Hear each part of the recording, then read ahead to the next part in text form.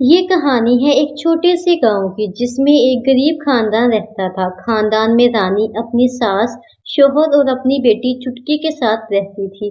रानी का शौहर मेहनत मजदूरी करता, वो बहुत दूर जंगल से लकड़ी काट के लाता, जिससे घर का चूल्हा चलता था। रानी का शौहर अपनी सारी कमाई उसे ला के देता क्योंकि उसकी माँ तो बूढ़ी हो चुकी थी और अब रानी ही घर को संभालती थी। लेकिन रानी की सास उसे बहुत ही बातें सुनाती थी। बहू, तुम जरा बचत किया करो। मेरा बेटा पैसे बहुत मेहनत से कमाता है और मेहनत की कमाई को तुम फिजूल खर्चियों में उड़ा देती हो। माँ जी, मैं तो हर काम ही मियाना रवि से करती हूँ, फिर भी आपको मुझसे शिकायत रहती है। रानी अपनी सास की बातों पर गुस्सा न होती और ना ही उनको दिल पर लेती, बल्कि अपनी सास का बहुत ख्याल रखती। लेकिन उसकी सास का रवैया तो ऐसा ही रहता। वो हर रोज रानी को रोक टोक करती। अगले दिन रानी जब अपनी सास के लिए चाय लेके आती है तो उसकी सास की रोक टोक फिर से शुरू हो जाती है। बहू, तुम चाय में दूध और पत्ती कम इस्तेमाल किया करो क्योंकि ये सब कुछ पैसों से आता है और पैसे मेरा बेटा बहुत मेहनत से कमाता है। रानी ये सब कुछ खामोशी से सुनती रही और अपनी सास के आगे कोई जवाब न दिया। अगले दिन रानी जब बाजार से सब्जी लेके आई तो सास ने घर आते ही तानों की बरसात शुरू कर दी। बहू, तुम दाल बना लेती। ये इतनी महंगी सब्जियां लाने की क्या जरूरत थी? तुम्हें तो पैसों की कदर ही नहीं।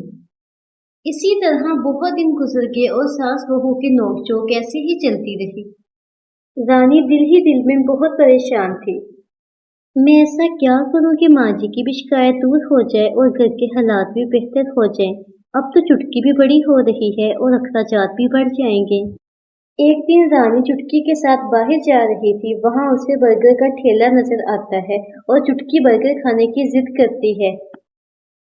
मम्मी, मुझे बर्गर खाना है, मुझे बर्गर लेके दी। भैया, ये बर्गर कितने का दे रहे हो? बहन जी, 20 रुपए का। भैया, बर्गर बनाना तो इतना आसान है, फिर भी आप क्यों इतना महंगा बेच रहे हो? ग्राहकों को क्यों लूट रहे हो? बहन, अगर इतना आसान है तो घर पे क्यों नहीं बना रही थी? मेरा टाइम क्यों बर्बाद कर रही हो?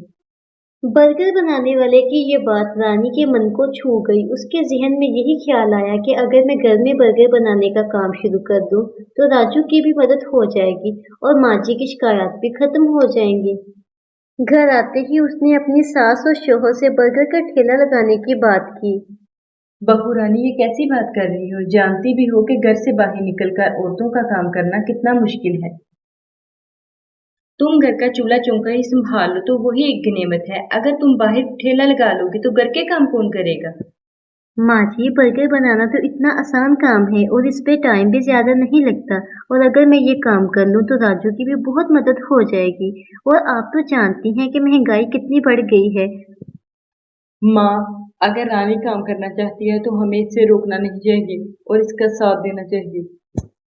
लो बेटा, मैं तो तुम्हारी ही भलाई की बात कर रही थी। तुम भी अपनी बीवी का साथ देने लगे। फालतू के पैसे ही जाया होंगे, हाथ तो कुछ नहीं आएगा। राजू रानी को 2000 रुपए देता है। ये तो बहुत ही कम थे, इतने में तो कम ही सामान आ पाता है। रानी बहुत उदास थी और सोच रही थी कि अभी तो ठेले वाले को भी रोज के 200 रुपए और गैस सिलेंडर के भी पैसे देने होंगे। बाकी काम मुझे उधार उठा के करना होगा। रानी को बर्गर का ठेला लगाने के लिए उधार सामान लेना पड़ा। लेकिन बहरहाल रानी बर्गर का ठेला लगाना शुरू कर ही देती है। लेकिन अभी तो ये काम नया नया था और ग्राहक भी कम आ रहे थे। रानी सुबह के वक्त घर के काम करती और शाम को बर्गर का ठेला लगाया करती थी। लेकिन जैसा उसने सोचा था वैसा बिल्कुल भी नहीं हुआ। क्योंकि रानी ने तो सोचा था कि जैसे ही वो बर्गर का काम शुरू करेगी तो ग्राहक आना शुरू हो जाएंगे और वो पैसे कमाना शुरू कर देगी। मैंने तो सोचा था कि मेरे बर्गर बिक जाएंगे तो मेरी कुछ कमाई हो जाएगी। लेकिन यहाँ पर तो ग्राहक ही नहीं आ रहे और कोई भी बर्गर नहीं बिका। पता नहीं मेरी कमाई कैसी होगी। और अगर कुछ दिन ऐसा ही चलता रहा तो माँ जी और राजू मुझे बर्गर का ठेला लगाने से मना कर देंगे। रानी अभी ये सोच ही रही थी कि इतने में एक छोटी बच्ची आ जाती है। दीदी, मुझे बहुत भूख लगी है, मैंने कल से कुछ नहीं खाया। अरे, तुमने कल से कुछ नहीं खाया, रुको मैं तुम्हें बर्गर देती हूँ। तुम्हें जब भी भूख लगे तुम बिला झिझक मेरे पास आ जाना। रानी उस छोटी बच्ची को बर्गर देती है और बच्ची अपनी भूख मिटाती है और खुशी खुशी वहां से चली जाती है। रानी घर आ जाती है लेकिन उस दिन उसकी कोई कमाई नहीं होती। वो बहुत ही उदास होती है। रानी के घर आते ही उसकी सास तंज के तीर बरसाना शुरू कर देती है। बहू रानी, कर ली कमाई, हो गया शौक पूरा। 2 दिन से मुसलसल नुकसान ही करवा रही हूँ। मैंने तो पहले ही कहा था इन कामों में कुछ नहीं रखा।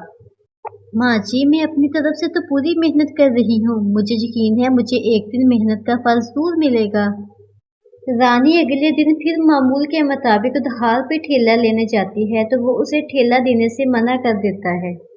देखो बहन जी, मैं पिछले 2 दिन से तुम्हें उधार पे ठेला दे रहा हूँ और अगर तुमने कल भी मेरे उधार के पैसे ना चुकाए तो मैं दोबारा तुम्हें ठेला नहीं दूंगा। रानी बहुत उदास थी कि अगर राजू या माजी को बताया तो वो तो मेरा काम ही बंद करवा देंगे। रानी अभी ये सोच ही रही होती है। बहन जी, मैं पिछली गली से आया हूँ। मैंने गुजरते हुए आपका ठेला देखा। उसे देखते ही रानी को याद आ गया कि ये तो वही है जिसकी वजह से मैंने बर्गर का ठेला लगाने का काम शुरू किया। बहन जी, मुझे माफ कर दे। मैंने आपका मजाक बनाया और अपने काम पे गरूर किया। शायद मुझे इसी की सजा मिली। भैया ऐसा ना कहीं, आपकी वजह से ही तो मुझे हिम्मत और हौसला मिला। बहन जी, मुझे बर्गर का बड़ा ऑर्डर आया है, लेकिन मेरी बीवी बीमार है जिसकी वजह से ये काम रुका है। अगर आप इस ऑर्डर के बर्गर बना दें तो मेरी बहुत मदद हो जाएगी और इसके मैं आपको बहुत अच्छे पैसे दूंगा। रानी तो पहले ही काम की तलाश में थी तो वो फौरन ही हाँ कर देती है। ये ले 5,000 रुपये एडवांस, बाकी के पैसे मैं आपको काम खत्म होने के बाद दूंगा। वो भैया तो रानी के लिए रोजी का वसीला बन के आया। रानी की सारी परेशानियां खत्म हो जाती हैं और वो अपने उधार के पैसे भी चुका देती है। उस भाई को तो रानी का काम इतना पसंद आता है कि वो उसे परमानेंट ही अपनी दुकान में रख लेता है और दोनों मिलके बर्गर की दुकान चलाने लगते हैं। रानी की मेहनत और हिम्मत देख के उसकी सास और शौहर बहुत खुश हुए और उसकी तारीफ करने लगे। बहू, मुझे माफ कर दो। मैंने तुम्हारा बहुत दिल दुखाया। मुझे लगता था कि औरतें सिर्फ घर चला सकती हैं, लेकिन तुम्हारी मेहनत देखकर तो पता चल गया कि औरतें रोजी भी कमा सकती हैं।